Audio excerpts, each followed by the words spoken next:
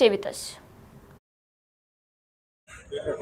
పీలరపల్లి దయాకర్ అనే వ్యక్తి మరి లవ్ చేసి ఫ్యామిలీ వాళ్ళకి చెప్పకుండా మేము పెళ్లి చేస్తామని చెప్పంగా కూడా ఒప్పుకోకుండా నేను తొందరగా పెళ్లి చేసుకోవాలని చెప్పేసి మరి మాయమాటలు చెప్పి మోసం చేసి ఈరోజు మా చెల్లిని మరి చంపేసి తీసుకొచ్చి ఇక్కడ హాస్పిటల్ వేసేసి ఇప్పుడు ఇంటికి వెళ్ళడానికి కూడా ఇంటికి వెళ్తామంటే కూడా మాకు ఇక్కడ పోలీసులు అడ్డుకుంటుంటారు.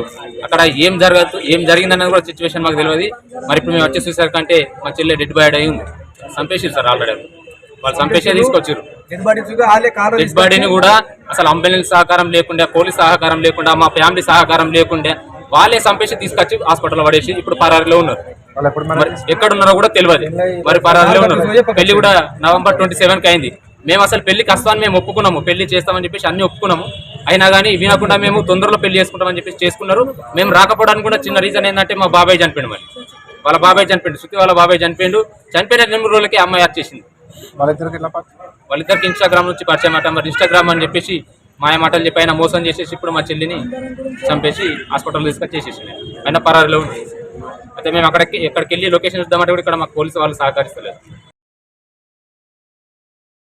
మా చెల్లని చంపేసిరు, పోలీసు వాళ్ళు అడ్డుపడుతున్నారు. అటు వెళ్దామంటే అక్కడ ఉన్నది ఏదో తెలుసుకోవాలి కదా. మేము కూడా మా చెల్లె అది మా తోడబుట్టింది కాబట్టి మాకు ఉంటుంది కుతూహలం. ఏమైంది, ఎట్లా చేసుకుంది, ఏం కథ అని మాకు తెలుస్తుంది కదా. ఎందుకు అడ్డుపడుతున్నారు అంటే ఏముంది ఇంట్లో, వాళ్ళని ఎందుకు అట్లా చేస్తున్నారు నాకు అర్థం కాదు. నాకు తెలియాలి ఇదంతా. మా చెల్లెకు న్యాయం కావాలి. వాడు ఏం చేసిండో, వాడిని ఏం చేస్తారో మీకే తెలుసుగా, పోలీస్ వాళ్ళకే తెలుసు. మా చెల్లని చంపేసిరు, పోలీసు వాళ్ళు అడ్డుపడుతున్నారు. అటు వెళ్దామంటే అక్కడ ఉన్నది ఏదో తెలుసుకోవాలి కదా. మేము కూడా మా చెల్లె అది మా తోడబుట్టింది కాబట్టి మాకు ఉంటుంది కుతూహలం. ఏమైంది, ఎట్లా చేసుకుంది, ఏం కథ అని మాకు తెలుస్తుంది కదా. ఎందుకు అడ్డుపడుతున్నారు అంటే ఏముంది ఇంట్లో, వాళ్ళని ఎందుకు అట్లా చేస్తున్నారు నాకు అర్థం కాదు. నాకు తెలియాలి ఇదంతా. మా చెల్లెకు న్యాయం కావాలి.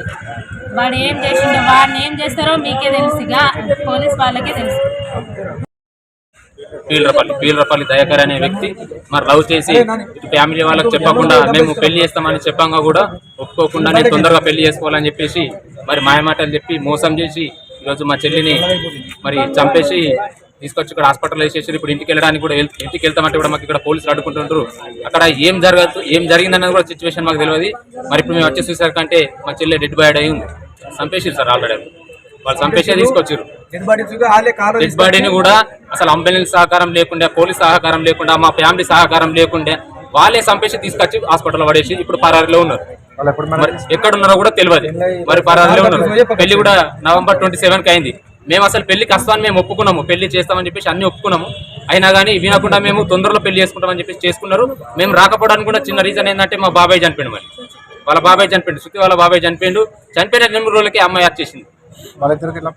వాళ్ళిద్దరికి ఇన్స్టాగ్రామ్ నుంచి పరిచయం మాట. మరి ఇన్స్టాగ్రామ్ అని చెప్పేసి మాయ మాటలు చెప్పి ఆయన మోసం చేసేసి ఇప్పుడు మా చెల్లిని చంపేసి హాస్పిటల్ తీసుకొచ్చేసేసి ఆయన పరారీలో ఉంది. అయితే మేము ఎక్కడికి వెళ్ళి లొకేషన్ ఇద్దామంటే కూడా ఇక్కడ మాకు పోలీసు వాళ్ళు సహకరిస్తలేదు.